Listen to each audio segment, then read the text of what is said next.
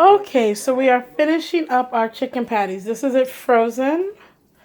And we have our flour, our egg, and our breadcrumbs. And this is our first one in the fryer. Remember I said I was just going to do one and try it out. So it's pretty frozen, and I realized, no ma'am, no ma'am. If you don't bread it real quick, it gets really soft. That chicken is really kind of gummy. You really want that to stay kind of firm. So I'll show it to you in a second. Look at it bubbling around, getting all fried up. And little person who's crying is going to have, look at my crying little child. She wants to play balloon. She's hungry. She's going to have, she needs a hug. Okay. There's always time to hug your baby. Okay. Thank you. So I'll show you the finished one in a little bit, and we'll cut it in half. Because my mom explained that it's over a quarter pound. And she's about 3. I might have over-exaggerated with the size of this patty. But if you've got a grown man at home that you're feeding, he'll be happy.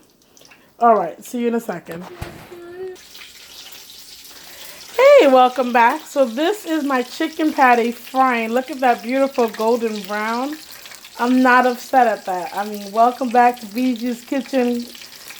Breaded chicken. Doesn't that look gorgeous? So I'm going to show you what I did. I have my raw chicken frozen breast. It's a little soft on this side. You can maybe see the indentations. I'm going to put it in the flour. Just going to get that coated. And you keep one hand wet, one hand dry. I'm just literally just using one hand. You could use tongs so you don't have to get your hands dirty at all. You're going to dust off your excess flour. We made egg rolls in another video, so check that out too. And then this is the egg wash. You're going to get it nice and moist in there because you want it to be able to stick. Spreading out my breadcrumbs so it has a nice bed to lay on. Make sure that both sides are nicely wet so that you can now stick it right on there. All right, honey. Give me a sec. I'm rolling the corners, and now I'm going down. I want those breadcrumbs all over it. You see how it's nicely coating on that? So that when it fries, you get that beautiful golden brown. Okay? Like I said, these are massive. We are not cooking in our room. These are some massive ones. So what you might want to do, if you remember in the video, I was filling it up. You might want to put a little less in there and push it down so you have that round cylinder, but without it being as big as this. And I'm going to go back and still just get a little bit of that corner that doesn't have any breadcrumbs. And I'm going to do that with all of the rest of them. I've got this breadcrumb. Can't use it. It has the egg mix on it. 1 second. Yes, ma'am.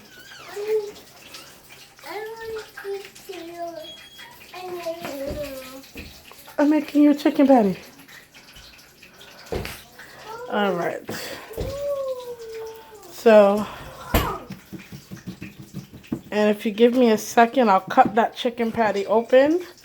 And you can see how all those veggies look in it. But look, from the outside, you can't tell, well, a little bit. If I would have had, you see how I didn't get to do that coating. Back up a little bit. I didn't get to do the coating of those breadcrumbs extra on that. You can see some of those veggies sneaking through. But when you see those corners where that bread is all the way, you don't see any veggies. So if you get that breadcrumb really nicely on there, you can hide it. You can say it's parsley. Nobody will ever know. Here's, will you do mommy a favor? Can you open that lid, please? Here are some egg rolls from the other video that I did if you want to sneak and take a peek. And some fried wonton chips. All right, so this is the meal. I'll be back in a second.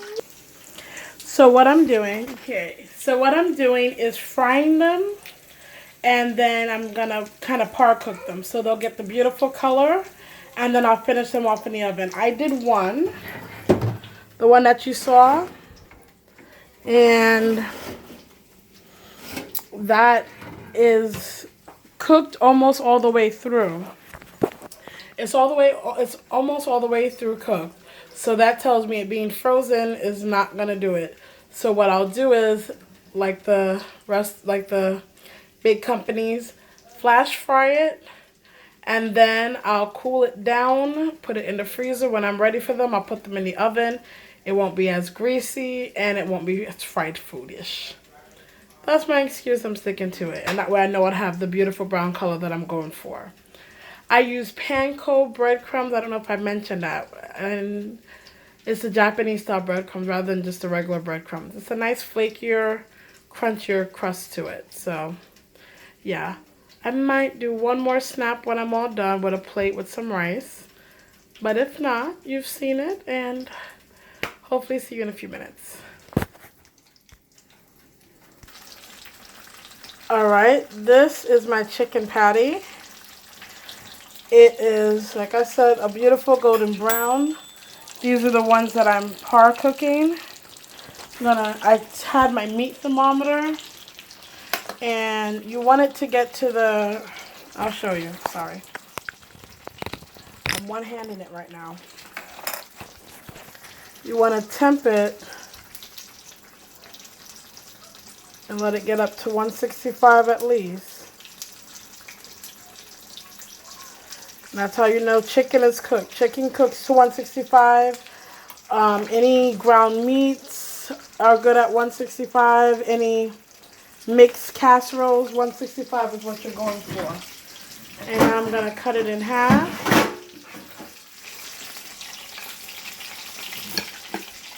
Did you hear that crunch?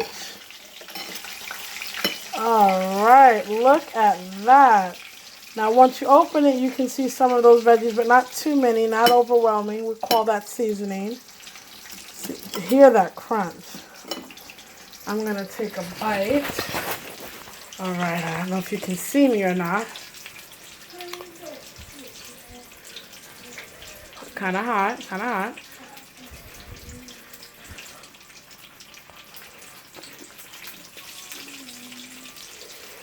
Very hot.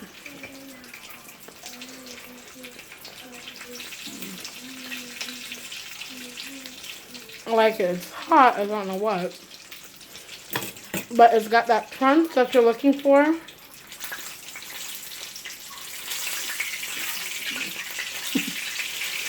The crunch you're looking for from one of those store-bought chicken cutlets.